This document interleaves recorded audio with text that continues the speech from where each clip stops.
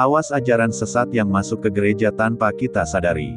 Shalom, sahabat firman Tuhan. Hari ini kita akan membahas satu topik yang sangat penting bagi kehidupan orang percaya. Awas, ajaran sesat yang masuk ke gereja tanpa kita sadari. Banyak orang berpikir bahwa ajaran sesat hanya ada di luar gereja. Padahal, kitab suci dengan jelas memperingatkan bahwa pada akhir zaman, ajaran sesat justru akan muncul dari dalam gereja itu sendiri. Dalam 2 Petrus pasal 2 ayat 1 berkata, "Sebagaimana nabi-nabi palsu dahulu tampil di antara umat, demikian pula di antara kamu akan ada guru-guru palsu.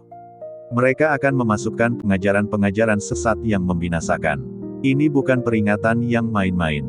Tuhan sudah memberitahu lebih dulu, supaya kita waspada. Bahaya ajaran sesat di akhir zaman. Ajaran sesat seringkali tidak datang dengan wajah yang jahat. Mereka tidak langsung menolak Yesus. Mereka memakai kata-kata rohani, lagu rohani, bahkan berbicara tentang kasih dan berkat. Namun, mereka memutarbalikkan kebenaran firman. 2 Timotius pasal 4 ayat 3-4 menulis, "Akan datang waktunya orang tidak dapat lagi menerima ajaran sehat, tetapi mereka akan mengumpulkan guru-guru menurut kehendaknya untuk memuaskan telinga mereka." Itulah yang terjadi hari-hari ini. Banyak orang tidak lagi mencari kebenaran, tapi mencari hiburan rohani. Mereka suka mendengar khotbah yang menyenangkan hati, bukan yang mengoreksi dosa. Ajaran sesat tidak langsung menolak Tuhan, tapi perlahan-lahan menggeser pusat iman dari Kristus ke manusia.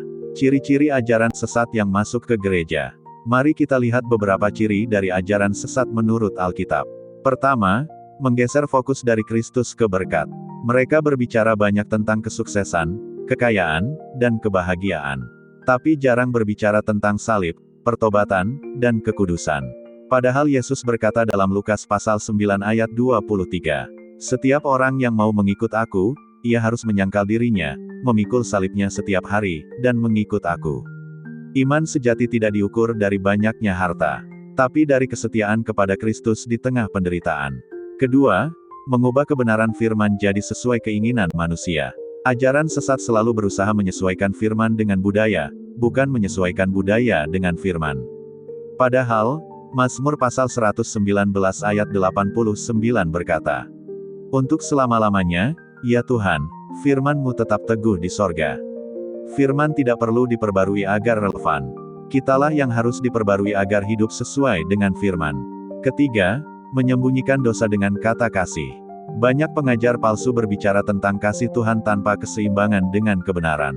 Mereka berkata, "Tuhan tidak akan menghukummu, Dia mengasihimu apa adanya."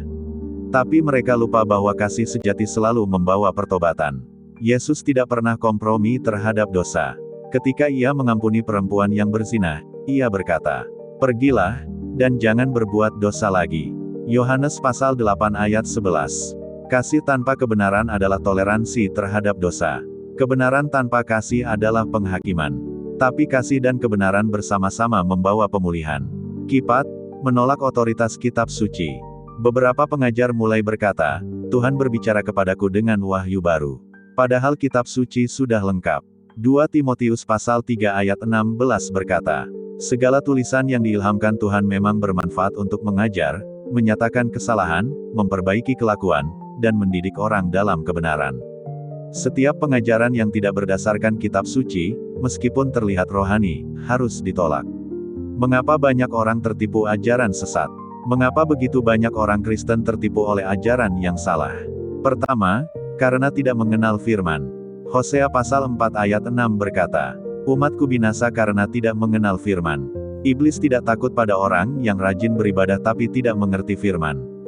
Ia takut pada orang yang tahu kebenaran dan hidup di dalamnya. Kedua, karena haus akan berkat lebih dari haus akan kebenaran. Banyak yang datang ke gereja bukan untuk mencari Tuhan, tapi untuk mencari pertolongan cepat dan keajaiban instan. Ingat, mujizat bukan bukti seseorang benar. Antikristus juga akan melakukan mujizat, 2 Tesalonika 2:9.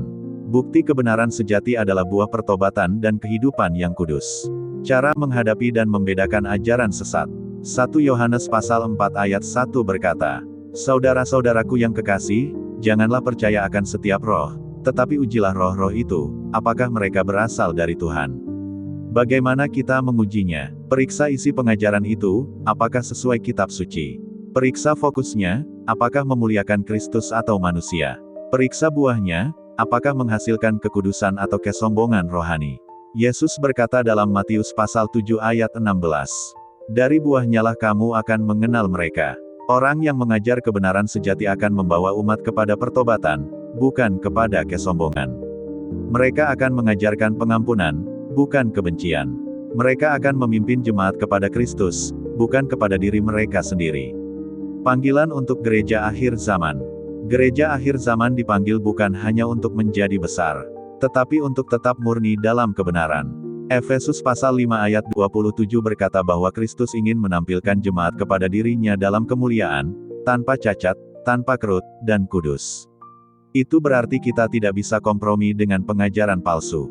Meskipun pengajaran itu populer, viral, atau manis di telinga. Kembali ke firman, sahabat, dunia boleh berubah, tapi firman tidak pernah berubah. Banyak suara di luar sana yang terdengar rohani, tapi tidak semua berasal dari Roh Kudus. Karena itu, pegang teguh kitab suci.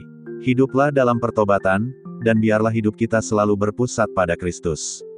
Waspadalah, bukan dengan ketakutan, tapi dengan hikmat. Karena hanya orang yang mengenal firman yang tidak akan mudah disesatkan. Tuhan Yesus memberkati. Shalom.